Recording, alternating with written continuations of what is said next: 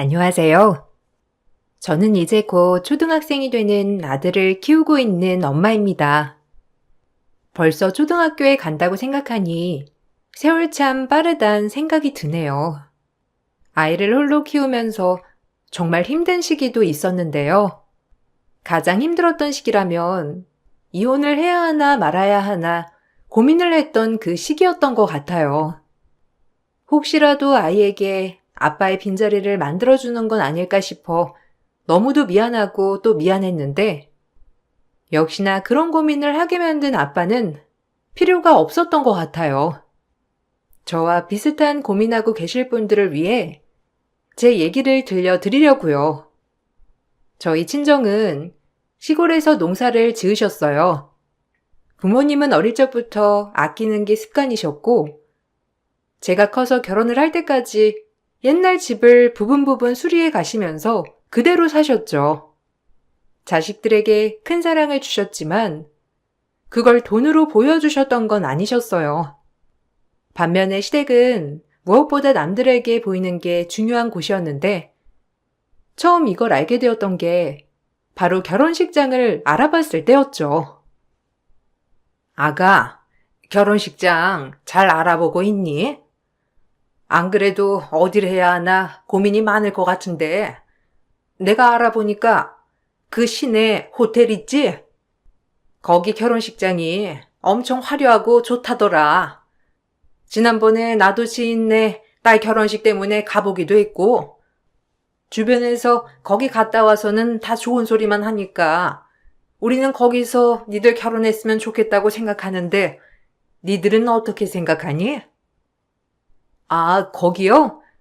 안 그래도 저희가 알아보면서 거기도 물어봤었는데 생각보다 너무 비싸서요. 지금 예산에서는 너무 과한 것 같아서 아는 시설도 괜찮고 좋은데 가격도 비싸고 거기다가 음식도 부실한데 비싸다고 하더라고요. 저희는 그런 것보다는 음식도 다양하고 푸짐하게 나오고 오기 편한 곳으로 하는 게 좋을 것 같아서요. 거긴 그냥 애초에 뺐어요. 왜? 거기 괜찮던데. 무조건 화려하고 좋은 곳으로 해야 사진도 잘 나오고 오는 사람들 입방아에도 안 오르고 그러는 거야. 아직 네가 뭘 몰라서 그런가 본데 원래 결혼하면 이것저것 사람들 얘기 나오는 거에 스트레스 많이 받는다니까. 비용이 비싸면 얼마나 비싸겠니? 해봤자 얼마 차이도 안 나는 거 그냥 거기서 해. 음식도 내가 가보니까 괜찮던데. 그래요? 저번에 호철씨랑 같이 갔을 때는 생각보다 별로였었거든요. 추가되는 것도 너무 많았고 일단은 그럼 호철씨한테 다시 한번 말해볼게요. 근데 이미 호철씨가 괜찮다고 한 곳도 있어가지고 거기는 아예 생각 안 하고 있을 수도 있을 것 같아요. 안 돼. 무조건 거기서 해야 돼. 어떻게 창피하게 제대로 안 된 허름한 곳에서 자식 장가를 보내니? 무리한다 싶더라도 원래 결혼식이 그런 거 아니겠어? 다른 사람들한테 보이는 거 그거 가볍게 보면 안 되는 거야. 어쨌든 호철이는 안 된다고 하면 내가 설득해 볼 테니 얼른 거기 가서 물어봐. 아까 물어보니까 니들 결혼 날짜에 맞는 날 있더라. 시모는 다른 사람들에게 딱 보이는 것에는 너무나 많은 신경을 쓰셨어요. 처음에는 그냥 결혼 자체가 가족 큰 행사이기도 하니 신경을 많이 써서 그렇게 했다 싶었는데 시간이 지나면서 다른 사람들을 위해서 신경을 쓰는 건 아니더라고요. 결혼을 하고서 처음 친척들을 만나던 날 시댁 친척들은 저에게 이것저것 물어보신 적이 있었는데 그때 시모 태도가 놀라웠어요. 아이고, 우리 조카 며느리는 결혼식 끝나고 정신없지? 결혼식 준비한 거 보니까 잘한 거 같더라. 호철이가 결혼을 정말 잘했어. 그나저나 우리도 딸 자식 결혼 준비해야 하는데 조카 며느리가 제일 일찍 결혼했으니까 잘 알 것 같아서. 결혼식장은 다른 곳 알아본 곳도 있었어? 예단이나 예물 이런 것 좀 물어봐도 되나? 우리 애들은 결혼 준비 반반 비용 내서 한다고 하던데 그렇게 하라고 그냥 둬도 되는가 모르겠어. 에이, 우리 며느리 불편하게 뭘 그런 걸 물어. 결혼 준비한다고 하면 그냥 우리 결혼할 때랑 마찬가지로 하면 되는 거지. 뭐 크게 달라진 것도 없더구만. 우리는 사돈댁이 시골이어가지고 아무래도 예단 이런 거 준비하기에는 좀 힘드시잖아. 그래서 상견례 때 아예 서로 주고받고 안 하기로 했어. 시골 어르신들이 뭐 준비를 해봤자 얼마나 잘 준비할 수 있겠어. 어머, 그래?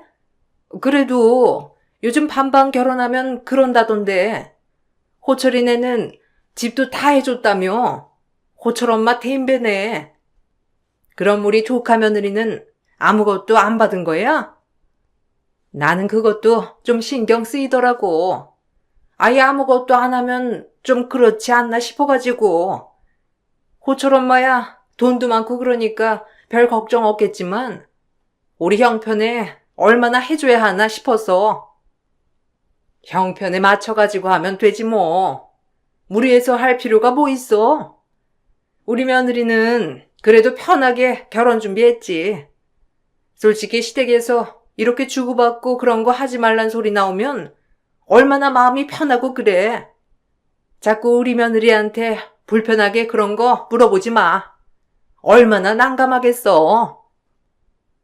제가 말도 꺼내기 전에 시모는 제 말을 가로막고 저 대신 술술 대답을 해 주시더라고요. 근데 진실과는 전혀 상관없는 거짓으로 얘기를 꺼내셨죠. 결혼을 할 때 저희도 반반 비용을 부담해 결혼을 했었어요.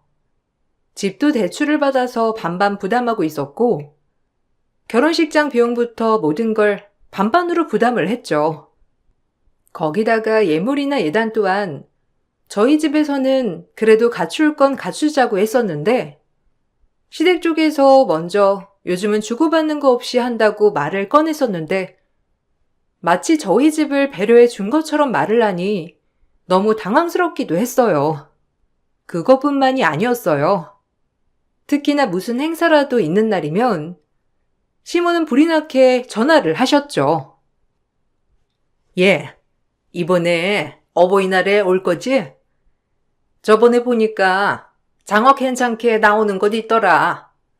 분위기도 좋고 장어집 하면 약간 좀 분위기는 별로인 곳들이 많잖아. 근데 거기는 깔끔하고 고급스럽게 나온다던데 거기로 가자. 아빠랑 준비하고 있을 테니 니들이 예약을 해두렴. 몇 시쯤 올 생각이니? 퇴근하고 바로 올 거지? 우리도 시간 맞춰가지고 가려고. 네? 아, 어머님, 저번 주말에 저희 어버이날이라고 미리 식사하고 그랬던 거라고 말씀드렸잖아요. 저는 남편이나 어버이날 바쁠 것 같아서 퇴근하고 가기도 애매할 것 같다고 그래서 미리 다녀온다고 한 건데. 장어집은 그럼 다음에 가시죠. 제가 다음에 쉬는 날에 예약해 둘게요. 뭐? 어버이날은 미리 당겨서 하는 게 어디 있니? 아니 그때 니들 올 거라면서 주변에 다 얘기해놨는데 이런 식으로 못 온다고 하면 어떡해? 동네 아줌마들이 거기 간다고 하니까 부럽다면서 난리였는데. 아, 그럼 거기 나랑 아빠랑만 다녀올 테니까 예약해줘. 그리고 선물은 용돈으로 주면 되는 거 알지? 괜히 선물 고민하지 말고 그냥 용돈 주면 돼. 아, 어머님, 그거 호철 씨가 어머님한테 안 드렸어요? 저번에 만날 때 호철 씨가 어머님께 용돈 드렸다고 말하던데. 저는 챙겨드릴 줄 알았어요. 제가 그러면 한번 다시 물어보고 보내드릴게요. 고작 20만 원? 그거 가지고 뭘 어쩌라고 20만 원만 보낸 거야? 네가 첫 어버이날이라서 뭘 몰라서 그런가 본데. 원래 결혼하고 어버이날은 시댁을 좀 더 챙겨야 하는 거야. 이럴 때 잘 봐달라고 아부도 하고 뇌물도 좀 주고 말이야. 암튼 호철이가 주는 건 원래 줬던 거니까 패스하고 네가 이번에 어떻게 챙기느냐에 따라서 시집살이 달라질 거니까 잘 생각해서 챙겨. 압박처럼 들리는 시모의 말에 전 너무나 어이가 없었어요. 친정은 멀어서 가지도 못했을 뿐만 아니라 용돈을 보내드려도 필요 없다면서 저 쓰라고 다시 보내주셨거든요. 근데 시댁은 아예 요구하는 것부터 차이가 나니 더 어이가 없었죠. 남편과는 생활비를 반반 나누어서 부담을 했고 한 달에 한 번씩 영수증 정리를 하면서 생활비를 나눴었는데 정말로 똑같이 반반 내야 했죠. 어느 날은 회사에서 월급날이 하루 밀렸던 적이 있었어요. 와, 하다 이런 핑계를 대는 거야? 월급날이 밀리는 게 뭐 어쩌라고. 그래도 제때 생활비 내는 날에 냈어야지. 나는 그럴 일이 있어도 절대로 생활비는 안 밀려. 주변 사람들한테 빌려서라도 내겠다 나 같으면. 당신은 무슨 그런 생각도 안 하고 그냥 나중에 내면 되겠지. 지나간 거였어? 와, 이건 아무리 생각해도 용서가 안 되네. 당신 벌금 내. 아니 무슨 벌금까지. 내가 미리 얘기했잖아. 회사 시스템 오류 때문에 하루 밀렸다고. 보다시피 하루 지나서 바로 입금됐고 전혀 문제 없었잖아. 공과금 나간 것도 아니고 모자랐던 것도 아닌데 당신 생활비 입금하고 나서도 1원도 지출 없었는데 무슨 소리야. 하루 지나서 입금될 거라고 그때도 말했지만 전혀 문제 없었고 내 잘못도 아닌데 왜 벌금까지 내? 그래도 생활비 내는 날짜를 우리가 딱 지정해서 내고 있는데 그걸 제때 안 지킨다는 건 당신 잘못도 있지. 나는 회사에서 그만둔다고 해도 생활비는 어떻게든 제때 낼 거야. 이건 분명해. 당신이 먼저 날짜를 어겼으니 이건 냉정하게 판단해야지. 그래야 다음에도 똑같은 잘못 안 할 거 아니야. 그러니까 얼른 벌금 내. 하루당 우리 5만 원 내기로 했지? 남편은 다른 것보다 돈에 예민했어요. 물건을 사더라도 저 혼자 사용하는 물건이라면 오로지 제 생활비에서만 지출을 해야 했던 만큼 철저했죠. 연애를 할 때는 경제관념이 확실하구나 생각을 했었는데 막상 결혼을 해서 살아보니 치사하고 쫌스럽다는 생각이 들더라고요. 그렇지만 생활비를 제외하고는 모두 각자 저축을 해두어서 금방 돈이 모이더라고요. 저나 남편이나 월급이 적은 편은 아니었기 때문에 넉넉하게 쓴다면 여유롭게 쓸 수도 있었겠지만 아끼면서 생활을 하니 금세 큰 돈을 모을 수 있었죠. 저축을 계속했던 이유는 바로 아이를 낳기 위해서였는데 저희도 아이를 원했지만 시댁에서는 무엇보다 아들 손주를 원하셨어요. 아가, 뭐 좋은 소식 없니? 내가 저번에 꿈을 꿨는데 말이야. 아무리 생각을 해도 태몽인 것 같아서 속이 울렁거리거나 그런 거 없어? 생리는 아직 하고 있는 거니? 결혼한 지 꽤 시간도 지났는데 어떻게 된 게 소식도 없고 병원은 한번 가보고 있는 거야? 주변에 물어보니까 요즘 애들은 애가 잘 안 들어선다고도 하던데 그런 거 검사도 해봐야 하는 거 아니니? 아, 어머님, 안 그래도 검진 받았어요. 저나 남편이나 수치도 괜찮고 자연 임신으로 일단 시도해봐도 괜찮을 것 같다고 해서요. 근데 저랑 남편이랑 아직 아이 갖는 건 좀 조심스러워서 일도 그렇고 지금 바쁘니까 서로 임신은 아직 잘 생각 안 하고 있어요. 저도 지금 정신없는데 남편도 지금 바빠서 아이 생각을 하기는 좀 어렵더라고요. 그래도 여자가 먼저 다가가서 그래야지. 남자들이야 무뚝뚝하고 그러니까 말 안 하면 모른다니까. 호철이가 아이를 얼마나 좋아하는데. 우리 집은 아들만 낳으면 돼. 딸은 하나도 필요 없고 아들 손주만 낳아주면 뭐든 다 해주마. 내가 아들 손주 낳은 지인들한테 이것저것 물어봤는데 메시지로 보내줄 테니까 그대로 하거라. 알았니? 시댁에서는 항상 아들 타령이셨어요. 주변에 딸을 낳았다는 소식만 들리면 시댁에서 망했다고 막말도 하셨죠. 그럴 때마다 불편하기도 하고 정말 나중에 제가 딸이라도 임신하면 어떤 분위기일까 생각을 하니 암담하기도 하더라고요. 꿈자리라도 조금 이상하면 시모는 바로 저에게 전화를 해 임신 소식을 물어보시곤 했어요. 바로 하루 전에 전화를 해놓고서는 바로 다음 날에도 전화가 온 적이 있었죠. 시간이 지날수록 시댁의 임신 압박은 커져갔는데 이상하게 남편이랑 시댁에 가면 아무도 임신에 대한 얘기는 꺼내시지도 않으시더라고요. 그래서 남편은 그럴 때마다 제가 이상하다면서 절 타박했어요. 그러고 보니까 오늘 엄마가 무슨 임신 얘기 하나도 안 하시던데?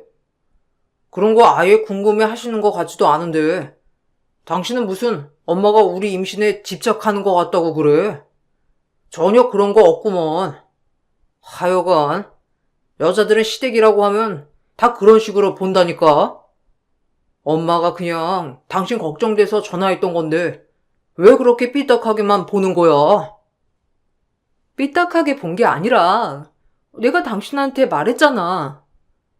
어머님 그 저번에 전화하고 바로 다음날 임신 테스트기 해봤냐고 또 전화 왔다고.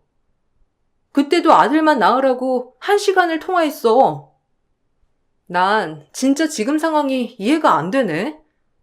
어머님 나한테는 꺼내는 얘기가 오로지 임신뿐이었는데 어떻게 당신이랑 시댁 가면 아무 소리도 안 하시는 거지? 당신이 너무 예민하게 생각을 하는 거라니까. 당신도 요즘 임신 때문에 스트레스 받고 있는 건 맞잖아. 엄마가 보니까 당신 먹으라고 이것저것 음식 많이 신경 썼던데 당신이 너무 예민해서 그래. 어떻게 저렇게 챙겨주는 사람한테 과하다 어떻다 그런 말을 할 수가 있어. 좀 마음을 넓게 가져. 시댁이라고 해서 너무 벽치지 말고. 남편이 있을 때는 임신에 대한 얘기를 전혀 언급하지 않다가도 다시 저에게 전화를 해서는 임신 소식만 물어보시니 저는 미칠 노릇이었어요. 그때쯤 저는 아이를 갖게 되었는데 시댁에서는 제 임신 소식을 들으시고는 무엇보다 기뻐하셨죠. 성별이 나오던 날은 말 잔치라도 여실 기세였어요. 바로 제가 아들을 가졌기 때문이었죠. 남편보다 훨씬 더 좋아하시는 시댁 식구들을 보면서 정말 기다려서 그러신 거구나 싶은 생각도 들더라고요. 그런데 아들을 임신했다는 걸 아시고는 저에 대한 간섭이 어마어마하게 심해지셨어요. 아가, 요즘 몸 상태는 어떠니? 아이는 뱃속에서 잘 도는 거 같니? 임신했다고 음식 이것저것 아무거나 먹으면 안 되는 거 알지? 밀가루 같은 건 입에도 대면 안 되는 거야. 그건 죄다 태어날 때 얼굴에 씌고 태어난다더라. 밀가루 먹지 말고 건강한 음식으로 골고루 먹어야 해. 내가 음식해서 택배로 보냈으니 다른 건 먹지 말고 그것만 먹어. 체중은 많이 늘어났니? 안 그래도 병원 검진 갔었는데 양수양도 괜찮고 아이도 활발하다고 하더라고요. 먹는 건 저도 아직 입덧이 있어가지고 잘 먹고 있지는 않아요. 어머님, 음식 안 보내주셔도 돼요. 어차피 출근해가지고 회사에서 저녁까지 해결할 때도 있어서 저번처럼 많이 보내주시면 상해서 다 못 먹어요. 그럼 회사에서도 내가 보내준 걸로만 싸고 가서 먹어. 거기서도 조미료 이것저것 엄청 넣어서 요리할 거 아니니. 그런 거 먹으면 애한테 안 좋아.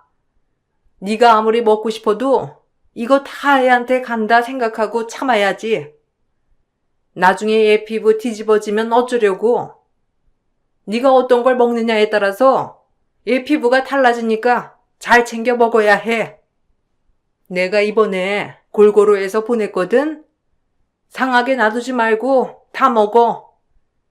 임신해서 너무 안 움직이면 안 되는 거 알지? 살 많이 찌면 나중에 자연분만 하는 거 어려운 거 아니니? 체중 그렇게 많이 늘어난 것도 아니고 자연분만 못하면 수술이라도 하면 되죠. 회사도 다니고 있어서 움직일 만큼은 충분히 움직이고 있으니까 어머님 너무 걱정하지 마세요. 그나저나 저보다는 남편이 더 걱정이에요. 요즘 매일 술만 마시면서 배가 남산만해졌어요. 남편이 임신한 것 같다니까요. 남자들이야 나이 들면서 배 나오고 그러는 건 당연한 거야. 사회생활 하는데 술 좀 마실 수도 있지. 너나 몸 관리 잘해. 아들 품고 있는데 몸 관리 소홀하면 되겠니? 요즘은 임신해서도 팔다리는 늘씬늘씬 예쁜 사람들도 많더라. 미련하게 음식 많이 먹어서 살찌지 말고 운동도 좀 하고 그래라. 시모는 소금 하나로만 싱겁게 가늘한 음식을 항상 보내주셨죠. 제 입에도 맞지 않을 뿐만 아니라 남편은 아예 손도 대지 않았어요.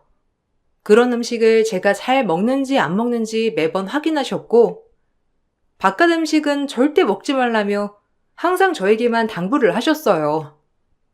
그런 말들이 저를 위해서 하는 말이 아니라 아직 태어나지 않은 제 아이를 위해서 하는 말이라고 생각하니 전 너무 서운하더라고요. 마치 절 단지 손주를 낳아줄 사람으로만 생각하는 것 같았거든요. 시모의 태도도 서운했지만 무엇보다 남편의 말들은 저에게 비수처럼 꽂히기도 했어요. 남편은 농담이라며 하는 말이었는데 그 속에는 여러 의미가 있었죠. 어휴, 우리 와이프랑 아들 먹여 살리려면 이제 뼈 빠지게 일해야 되겠구나. 우리 와이프도 애 낳고 나면 달라지겠지. 애 보는 게 얼마나 힘든데 하면서 생활비도 안 낼 거고 나 혼자 일하면서 가족들 먹여 살려야 하고 아휴, 나는 요즘 회사 가면 선배들이 얼마나 대단하게 보이는지 몰라. 처자식 먹여 살리느라고 혼자서 아등바등 일하잖아. 무슨 말을 그렇게 서운하게 해? 생활비 내가 안 내니까 혼자서 고생할까봐 그래? 저번에는 나보고 애 낳고서도 생활비 낼 거 아니냐고 하더니만. 뭐 출산하고 바로 일해? 그럼 애는 누가 보고? 누가 와서 봐준대? 막달까지 계속 일할 거고 그리고 애 낳고 나서 산후조리 끝나면 바로 다시 복직할 거야. 걱정 마. 몇 달 생활비 혼자 부담하는 건 어쩔 수 없는 거 알면서 왜 그래? 당신 지금이야. 뭐 그렇게 말하면서 떵떵거리지. 나중에 막상 애 낳고 나서 쉬다 보면 다시 일할 생각이나 들겠어? 그냥 애나 보면서 집에서 쉬는 게 낫겠다 싶은 생각이 들어서 애 핑계대고 복직 못하겠다 징징하겠지. 보니까 우리 회사에서도 여직원들은 그런 사람들 많던데? 그 여직원 남편이 너무너무 불쌍하더라고. 당신은 그렇게 안 한다는 거지? 남편은 제 산후조리에 대한 걱정보다는 본인의 외벌이에 대한 걱정만 했어요. 출산일이 다가오면서 전 아이용품을 구입하기 위해서 리스트를 남편에게 보내주기도 했어요. 그런데 남편이 기다려보라고만 하더니 얼마 뒤 주변에서 아기용품을 엄청나게 얻어왔더라고요. 이거랑 이거 내가 주변에 물어봐서 싹 다 가지고 왔어. 잘했지? 새로 살 필요가 뭐가 있어. 이렇게 그냥 얻어서 쓰면 되는 거지. 물어보니까 애는 금방금방 커서 새 거 사도 다른 거 또 사야 되고 그런다더라. 나중에는 새로 산 것 중에서 몇 번 안 쓴 것도 많대. 우리는 그렇게 하지 말고 좀 현명하게 소비하자. 당신 나한테 보내준 리스트 중에서도 필요 없는 거 많던데. 필요 없는 게 뭐가 있었어? 그거 다 위생용품들이라서 다른 사람이 썼던 거 쓰기는 애매한 게 많은데. 무슨 분유병까지 얻어왔어? 이런 거는 그냥 새로 사는 게 나아. 그리고 아기용품 얻어올 때는 그래도 좀 쓸만한 걸 골라서 가지고 와야지. 이건 다 부서져서 쓰지도 못할 것 같고, 이건 여기가 아예 곰팡이 펴가지고 쓸 수가 없잖아. 이걸 아이 쓰라고? 에이, 괜찮아. 어차피 크면서 이런저런 거 오염된 거 많이 만질 텐데, 미리 좀 면역 생겨두면 좋지 뭐. 빨면 괜찮아. 지워질 수도 있는 거고. 안 되면 그냥 세탁해서 쓰면 되는 거잖아. 이거 뭐 조금 생긴 거 가지고 뭘 그래? 이렇게 내가 힘들게 얻어왔으니까 아기용품은 굳이 살 필요 없는 거지? 쓸데없이 돈 쓸 생각만 하지 마. 당신 그럴 때마다 내가 연애할 때 알던 여자는 어디 갔나 싶다니까. 그러니까 나도 연애할 때 그렇게 합리적이고 똑똑했던 남자가 어디 갔나 싶네. 그때는 그래도 알뜰하게 소비하는구나 싶었는데 이 정도일 줄이야. 그렇게 따지면 당신 속옷도 해질 때까지 안 버리고 입어야 하는 거 아니야? 무슨 조금 색 빠지고 이상하다고 입지도 않고 저기 옷방에 쌓인 티들은 뭔데? 사놓고서는 디자인 마음에 들지 않다고 당신 입지도 않잖아. 저런 건 쓸데없이 돈 쓴 거 아니야? 남편은 자신이 쓰는 건 합리적인 소비라고 하면서도 제가 쓰는 건 비합리적이라고 했어요. 그런 남편의 태도에 저는 더욱 어처구니가 없었죠. 남편에게 크게 정이 떨어졌을 때는 바로 제 산후조리에 대해서 얘기를 했을 때였어요. 산후조리원을 가려고 이것저것 알아보고 남편에게 얘기를 한 적이 있었죠. 뭐? 산후조리원? 당신 고작 일주일 갈 거면서 몇백만 원을 쓰고 싶어? 당신 생각보다 좀 사치 부리는 여잔가 보네. 주변에서 물어보니까 산후조리 집에서도 충분하다고 하던데, 그냥 집에서 해. 물어보니까 신생아는 그냥 잘 잔다고 하던데, 굳이 그렇게 돈을 써야 되겠어? 산후조리원 안 가도 괜찮다는 사람도 많은데. 그럼 내 산후조리는 누가 해주는데? 당신 산후도우미도 안 된다고 집에 낯선 사람 오는 거 싫다고 했잖아. 그래서 내가 산후조리원 알아보는 건데 그게 뭐가 사치야? 나도 여기저기 엄청 알아보고 그중에서 제일 저렴한 곳 예약하려고 한 거야. 프로그램도 괜찮고 거기다가 친정에서 산후조리 비용은 지원해 준다고 하는데 뭐가 문제야? 장인어른 장모님이 주시는 산후조리 비용은 나중에 아이 키울 때 써야지 무슨 소리야. 외국에서는 애 낳고서 바로 일하는 사람도 많아. 그거 몰라? 산후조리원은 한국에만 있는 거라니까. 애 낳고 나서 우리 엄만 바로 밥하고 빨래하고 했다는데 당신은 우리 엄마보다 훨씬 키도 크고 튼튼하니까 잘할 수 있을 거야. 쓸데없이 돈 쓸 생각하지 마. 정산후조리 필요하면 당신 친정에 가서 산후조리 하던지. 뭐? 어떻게 그런 소리를 아무렇지 않게 할 수가 있어? 산후조리 잘 못하면 산후풍 생기고 고생해. 당신이 그렇다고 나 대신 애 봐줄 것도 아니고. 됐어. 그냥 내가 친정에 얘기해서 산후조리 갔다 올 테니까 그렇게 알아. 그래. 처음부터 그러면 되지. 무슨 산후조리원이야? 애 낳는 게 뭐가 그렇게 유세라고 남들 다 아는걸. 하여간 한국 여자들 유난이라니까. 애 하나 낳는다고 뭐 몸이 그 정도로 부실해져? 그럼 일상생활을 뭐 어떻게 하냐? 의학기술도 발전해서 전보다 훨씬 수월하게 애 낳는데 산후조리까지 해야 하는 게 말이나 된다고 생각해? 산후조리원은 절대 안 된다면서 반대하는 남편을 보면서 정말 크게 정이 떨어지더라고요. 출산일을 앞두고 친정에서는 산후조리를 해주겠다고 하셨어요. 그 먼 시골까지 내려가는 게 걱정이었지만 출산일이 가까워오면서 친정 근처 지역 산부인과로 옮겨 그곳에서 아이를 낳게 되었죠. 당연히 남편은 아이가 태어나는 순간도 보지 못했고 태어나고 나서도 별 관심이 없더라고요. 친정에서 산후조리를 하면서 저는 무척이나 편안했어요. 엄마 아빠는 돌아가면서 아이를 봐주셨고 제가 정말 푹 쉴 수 있도록 해주셨죠. 아이가 크게 울어본 기억도 없을 정도로 밤낮으로 보초를 서면서 저 대신 아이를 봐주셨어요. 그 덕분인지 전 어느 한 곳 아픈 곳 없이 회복을 할 수 있었어요. 그렇게 유난이었던 시댁에서조차도 아이를 낳고 나서는 손주 사진만 궁금해하고 언제 집으로 올 건지만 궁금해하실 뿐 저에게 고생했다는 한마디도 없었어요. 가장 서운했던 건 한 달 동안 친정에 가 있는 동안 남편은 한 번도 오지 않았다는 점이었어요.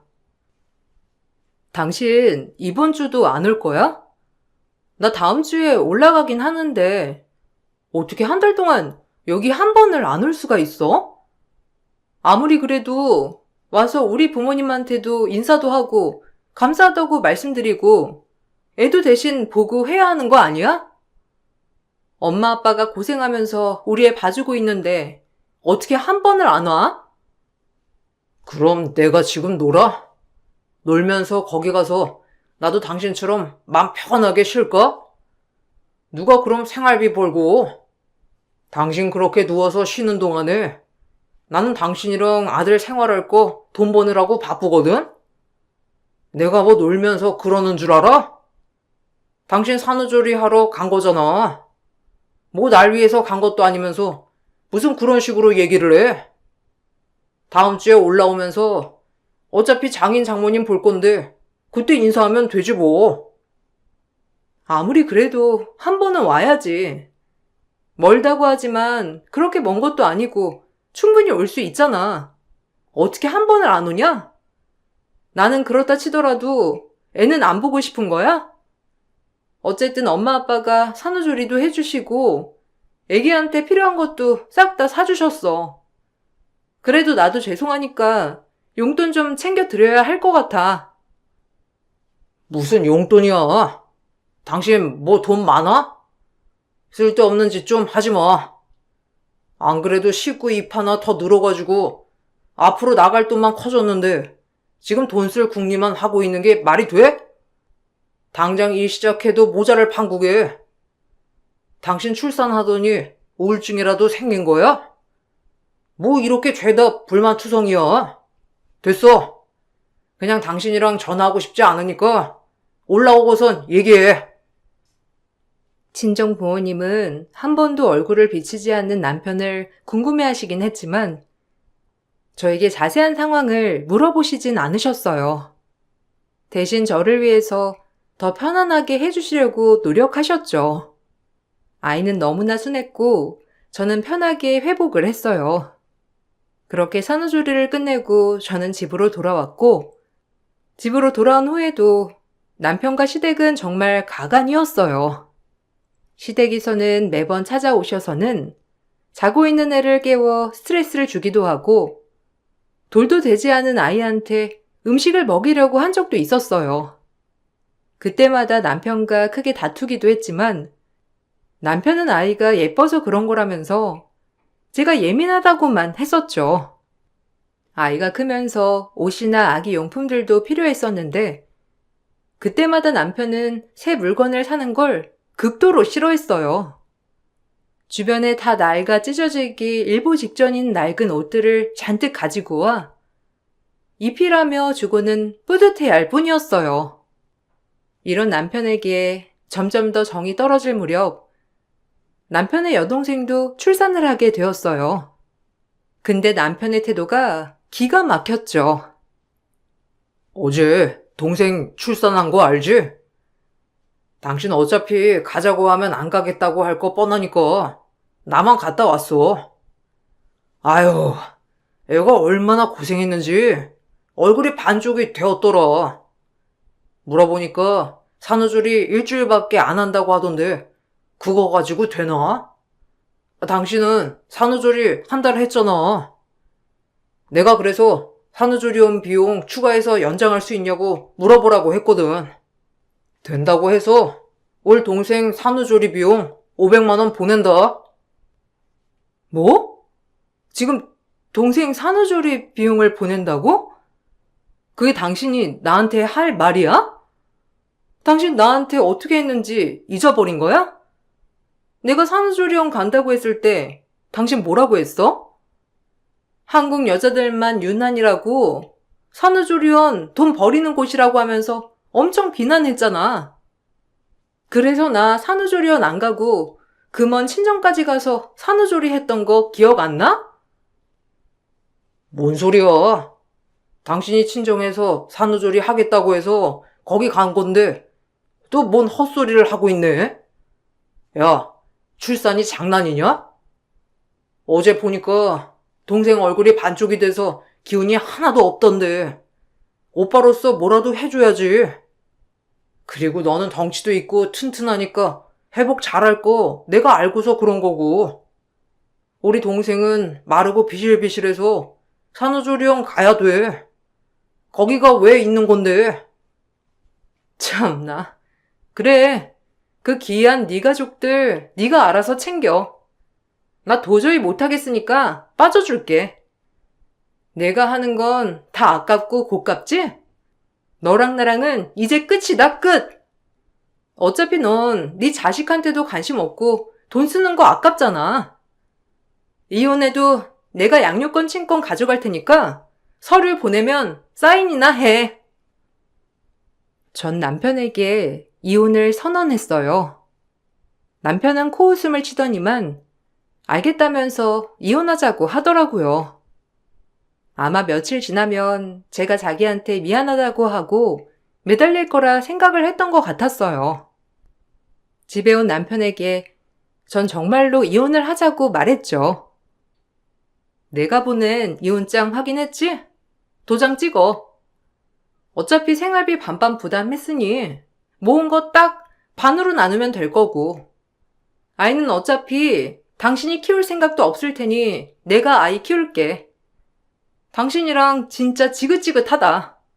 그냥 각자 살자, 각자 살아. 야, 너는 일도 안 하면서 뭘로 먹고 살려고 그러냐? 그리고 재산 분할 나눠봤자 뭐 얼마나 있다고. 나중에 애 양육비 핑계로 돈 달라고나 하지 마라. 네가 애 키운다고 했지? 나도 돈 드는 애 키우고 싶은 생각 없거든? 네가 키우든가 말든가 상관없어. 나도 너처럼 시댁에 돈 쓰는 거 아까워하는 애랑 더 살고 싶은 생각 없거든? 거지 같은 게 어디서 큰 소리야? 내가 왜 거지야? 너처럼 내가 넌 줄 알아? 넌 그 잘난 네 가족들 때문에 돈이나 펑펑 써재끼고 다녔지만 난 아니거든? 그리고 니들 가족이랑 우리 가족이 같다고 생각하냐? 돈 달라고 매달릴 일 없으니까 걱정하지 말고 꺼져.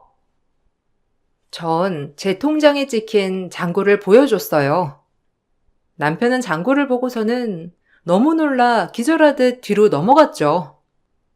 제가 보여준 통장에는 억 단위 돈이 찍혀 있었어요. 남편은 제가 돈을 뒤에서 몰래 숨겨놓은 거 아니냐면서 이것도 재산 분할해야 한다고 주장을 했어요.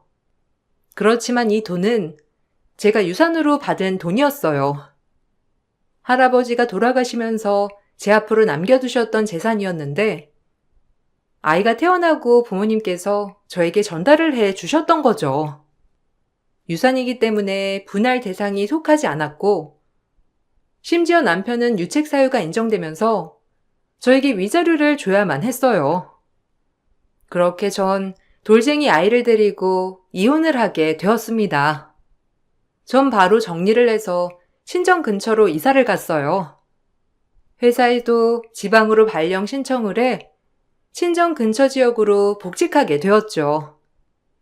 이혼 전에는 사실 저 혼자 아이를 봐야 하고, 거기다가 시댁까지 신경을 써야 하니 스트레스가 항상 심해 흰머리가 나지 않았을 때가 없었는데, 이혼 후 친정으로 오니 마음도 편해지고 아이도 순해져서 너무 편해졌어요. 거기다가 복직도 하면서 생활도 더 편안해졌죠. 그런데 남편은 반대로 저와 이혼하고서는 매일같이 술만 마시면서 돈도 다 써버리고 직장에서도 문제를 많이 일으켰다고 하더라고요. 시댁은 끝까지 보이는 게 중요한 사람들이라 고상한 척했지만 뒤에서는 어떻게든 제 재산을 가지고 가려고 변호사를 이곳저곳 알아봤더라고요. 결국 재산분할 소송은 패소가 되면서 변호사 비용만 쓸데없이 쓰게 된 거죠. 이혼 후 남편은 결국 직장도 그만두고 월급도 훨씬 적은 곳으로 이직했다더라고요. 시댁에서도 겉으로 보이는 거 챙기느라 결국 집도 처분했다고 하는데 그런 집에서 빨리 나온 게 잘한 일인 것 같아요. 벌써 이혼을 한 지 7년이 지나고 있네요. 당시에는 막막했지만 그래도 절 사랑하는 가족들이 있어 잘 버텼던 것 같아요. 이혼 너무 무서워할 건 아니더라고요. 보이지 않는 미래가 막막해 지금 상황이 부당하더라도 참지 마시고 내 행복을 위해서 좋은 결정하시길 바랄게요. 사연 들어주셔서 감사합니다. 저는 앞으로 절 사랑하는 사람들을 위해 꿋꿋이 살아가려고요. 여러분들도 모두 행복하시고 건강하세요.